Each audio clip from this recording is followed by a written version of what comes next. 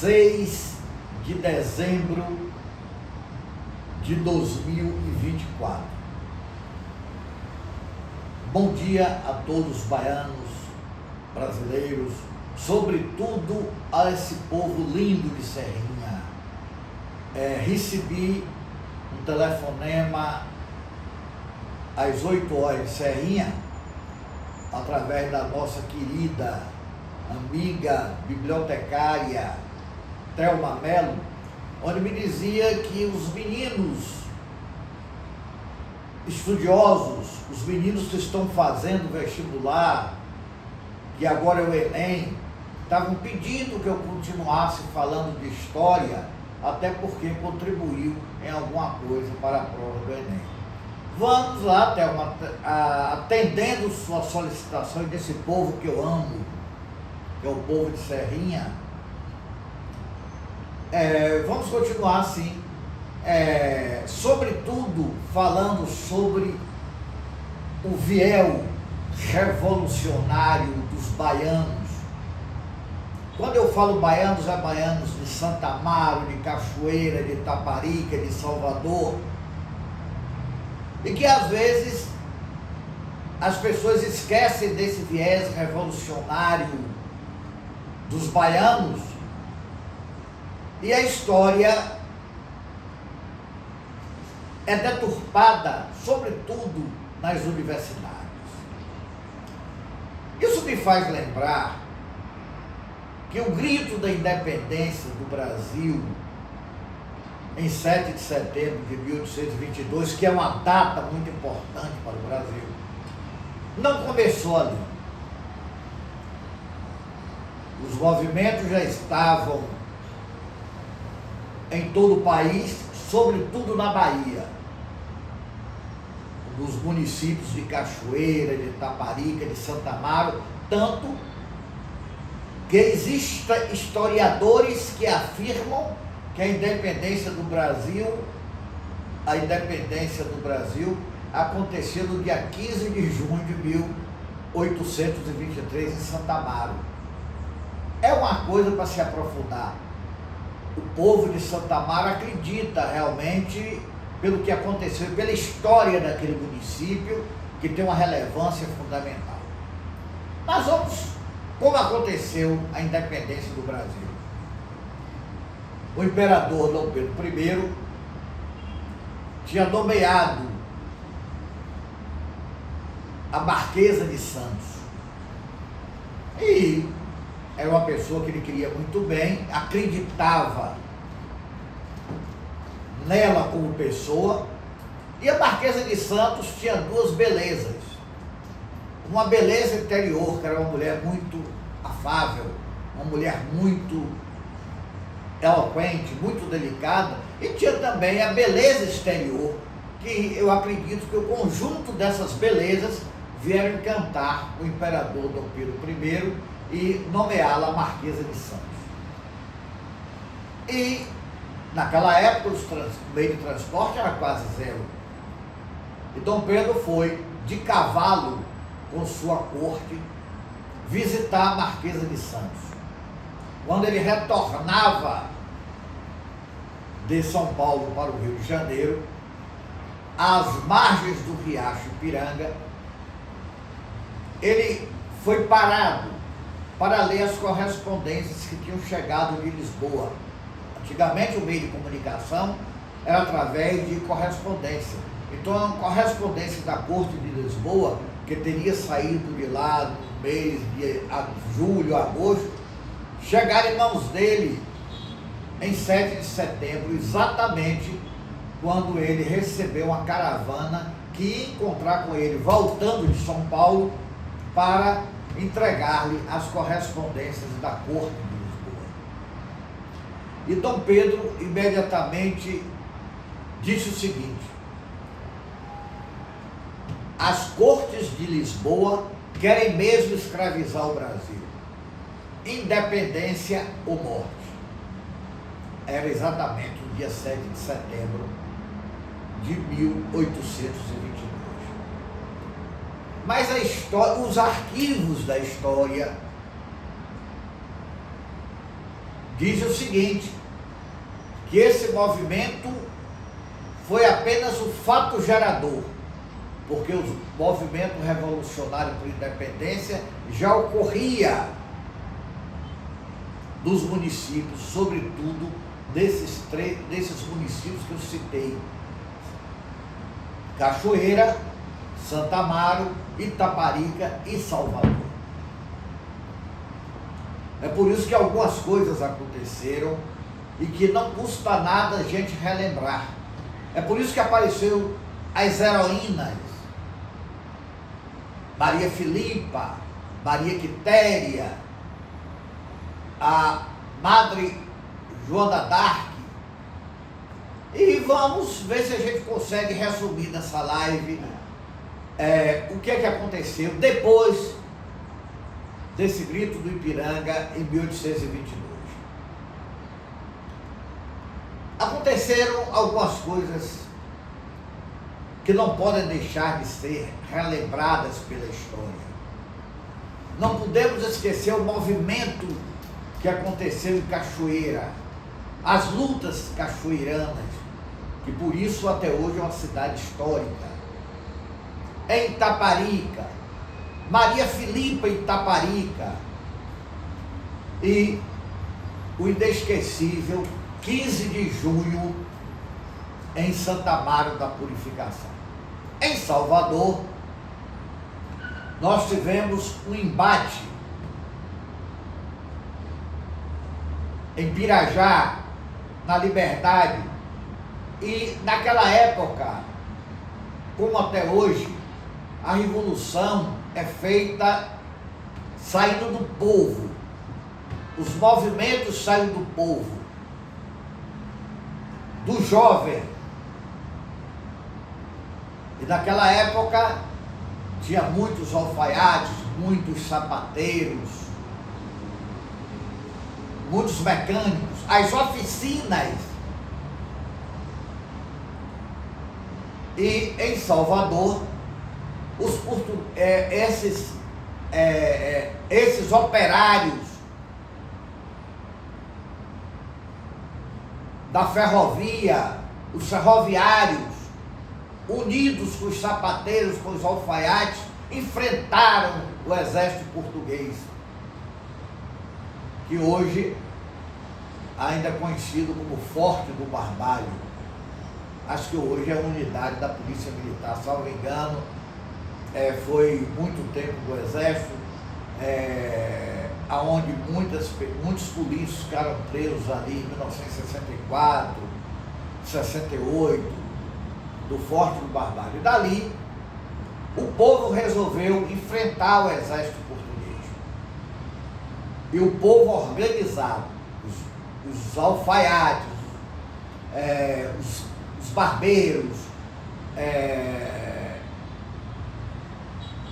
todos os operários que tinham o seu viés revolucionário, partiram para o enfrentamento com o exército português. E o exército português resolveu recuar. E o povo atrás, em um enfrentamento nunca visto no estado da Bahia.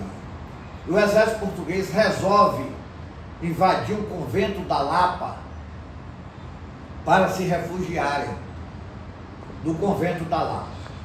E a Madre Joana Angélica, que era a superiora, a Madre Soro, a Madre superiora daquele convento, também aderiu ao enfrentamento e se posicionou na porta do convento.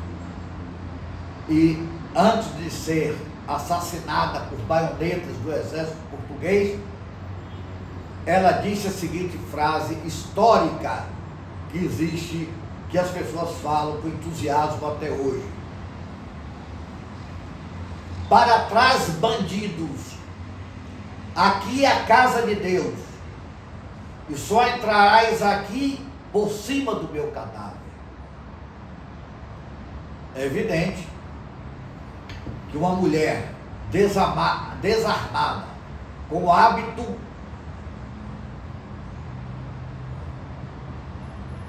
que vestia por ser católica, por professar essa religião apostólica romana, foi assassinada pelo exército português ali no convento da Lapa, que também é um marco histórico para a independência do Brasil, que, embora se comemore no dia 7 de setembro, quando houve realmente o grito do Ipiranga às margens daquele riacho,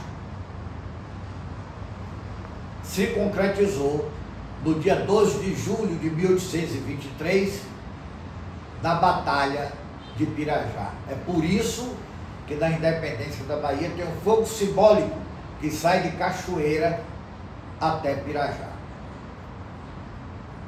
Thelma, minha amiga e irmã que eu adoro, você que realmente nos prestigia e assiste todos os dias nossas lives e vai assistir todos os dias pela manhã e pela noite o programa de segurança pública pela manhã e à noite de política, eu acredito que tenha contribuído nessa live, como você pediu, para a história que foi boicotada nas universidades. Mas contarei aqui, Thelma, todas as vezes e prometo que na próxima live falarei sobre a Constituição de 1824. Por quê? Porque tendo o Brasil ficado independente em 1822, no dia 7 de setembro, e o governo era imperialista através do imperador Dom Pedro I, teria que acontecer uma Constituição para o Brasil, porque não era mais uma nação escravizada pelos portugueses, como bem disse Dom Pedro I. Então, tinha que ter uma Constituição. E a primeira Constituição brasileira aconteceu em 1824. Essa Constituição ficou até hoje conhecida como a Constituição do Império. Constituição que previa 4 poderes: o poder legislativo, o poder judiciário,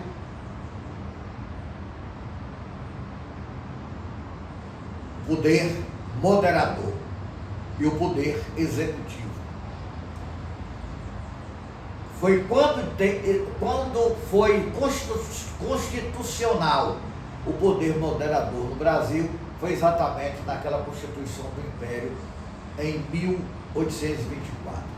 Outro dia, nós tivemos a oportunidade de ler, através da mídia tradicional, um ministro do Supremo dizer que o Supremo Tribunal Federal, hoje no Brasil, era o poder moderador. Não é nada.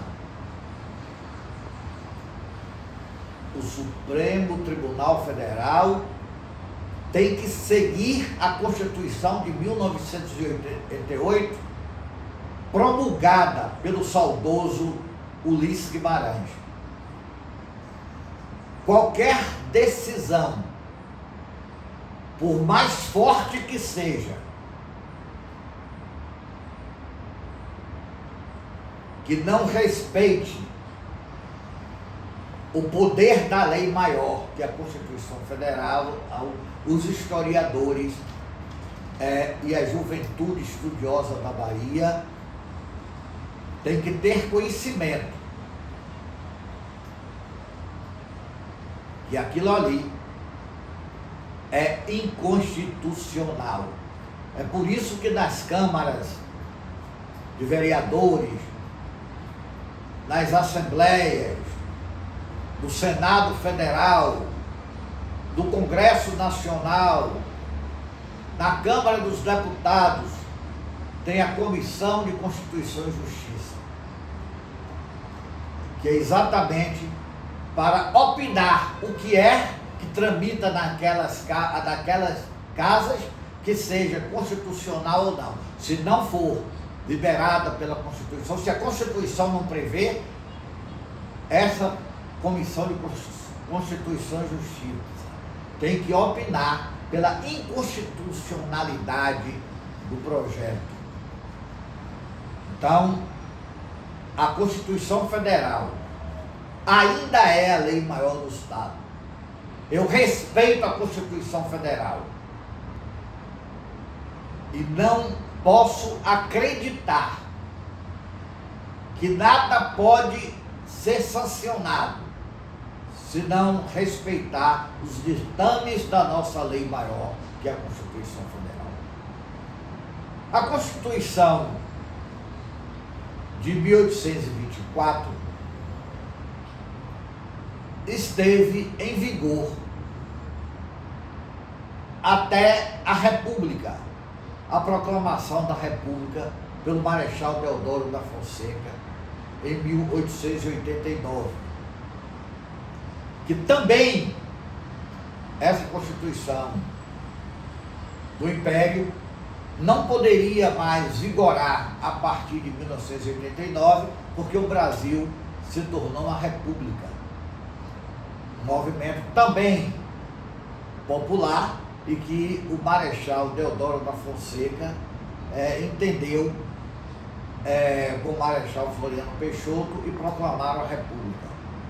Daí, 2 anos depois, não podia o Brasil ficar republicano com a Constituição do Império. E aí foi promulgada a Constituição de 1891. E eu quero chamar a atenção porque a gente fala que a Constituição de 1824 foi uma Constituição outorgada pelo Imperador Dom Pedro I e a Constituição de 1891 foi promulgada. Por quê? Porque outorgada é quando ela é imposta à nação.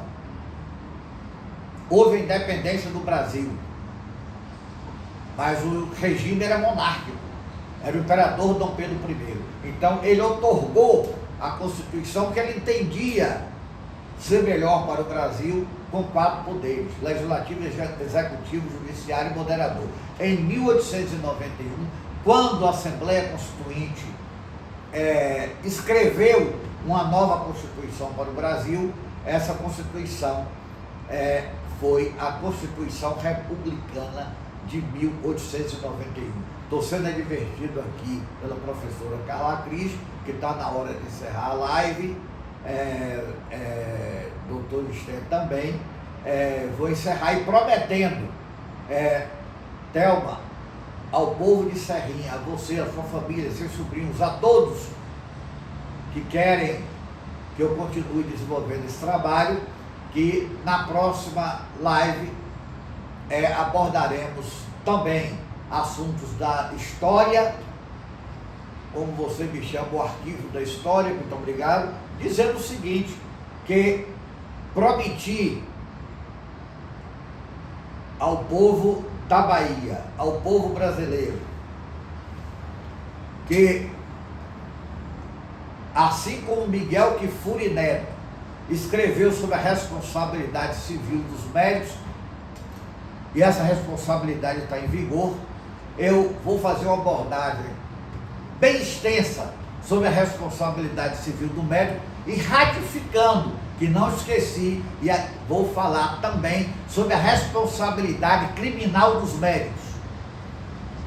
E saber que a responsabilidade criminal dos médicos, por excelência, vem acontecendo por não fazerem anamnese e porque não respeitarem a história do paciente. Quanta gente em função disso está sequelada e a responsabilidade criminal é imperiosa daí. Então, todas as pessoas que são obrigadas a usar óculos especiais para esconder a sequela, tenha certeza que haverá responsabilidade civil e responsabilidade criminal de médicos que não cumpriram com a sua obrigação maior de respeitar o estatuto do Conselho Regional de Medicina. Então, eu comprometo com todas aquelas pessoas que estão ansiosas e me pedindo para falar sobre a responsabilidade civil e criminal dos médicos, que eu falarei dentro em breve. Apenas eu estou buscando mais informações de mais pessoas que foram vítimas e trarei aqui uma live especial, uma sobre a responsabilidade civil dos médicos e outra live especial sobre a responsabilidade criminal dos médicos. E eu quero aproveitar para encerrar dando um afetuoso abraço a todos dessa cidade linda, Serrinha, dos municípios da Bahia, Capim Grosso, Sertão da Bahia, Nordestina, Cansanção, esse povo que eu adoro e que prometo que brevemente estarei aí com vocês, meus conterrâneos da ilha de Itaparica, lugar onde eu tive o privilégio de nascer, exatamente em Mar Grande. E tenho até hoje um relacionamento com todos os meus conterrâneos e quero bem a meus conterrâneos. Parabenizo o prefeito eleito de Veracruz, parabenizo o prefeito eleito de Itaparica e prometo a vocês que farei uma visita e também vou ter o privilégio de convidá-los para ser entrevistado do programa que começaremos em breve, Leite Matos, o Arquivo da História e o Super Geraldo, arquivo vivo da cultura brasileira. Muito obrigado a todos e um excelente dia.